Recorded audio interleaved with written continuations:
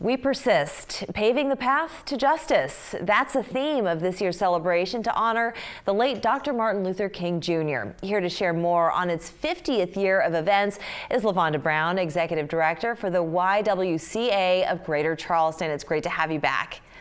Thank you for having me once again. Amazing. A half century since the YWCA began celebrating Dr. Martin Luther King Jr.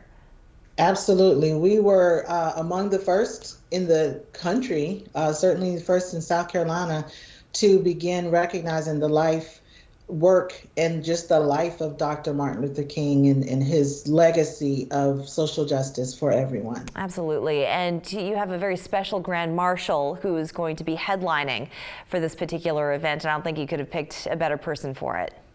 Absolutely. Mrs. Christine Jackson is an icon in this community. She was the executive director for the longest period of time. She literally took this organization from a segregated organization to an integrated organization and to being a really focal point of social justice in this community. So we owe a lot of the foundation of the YWCA to Ms. Jackson. And to understand a little bit about her history, she is actually first cousins of Coretta Scott King. Of course, that's Dr. Martin Luther King Jr.'s wife. So it's even more meaningful, an even deeper connection, if you will. Absolutely. She is the first cousin. She describes their relationship as almost like sisters.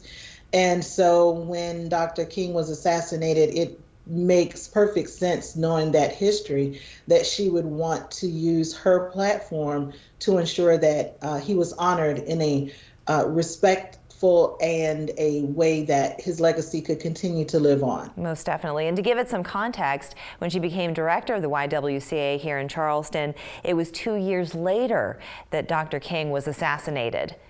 Absolutely. So this was before, yes, so starting to honor him really just made sense, with our mission being about the elimination of racism and the empowerment of women. Most definitely. How are things going to look a little bit differently this year as far as the parade goes and other ways that we're going to be honoring Dr. King? Yes. Absolutely. So we're still continuing to remain as socially conscious and social distance and be as safe as we possibly can. We have watched how the COVID-19 has evolved since March of 2020.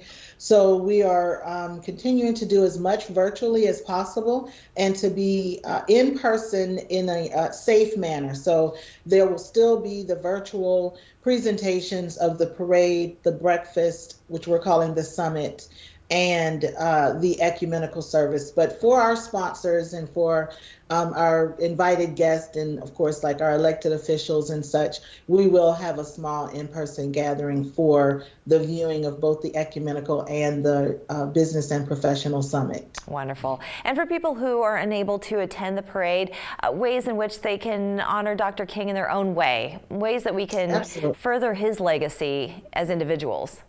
Absolutely. So one of the main things that can be done, of course, we know not everyone can sign up to be a sponsor, and the parade will be viewed virtually. So you'll be able to go to our website and to our Facebook page and watch the parade that we've already pre-recorded. But we are asking individuals to become a patron. And any donation, $10, $20, $50 in your name or in memory of someone special, will help the YWCA continue to do the work that Dr. King lived and died for. And you do some wonderful things there, the YWCA, incredible programs, and just great ways of supporting the community. Ms. Brown, I want to thank you so much for joining us today. Absolutely. Thank you for having us once again. We're back in 2 minutes.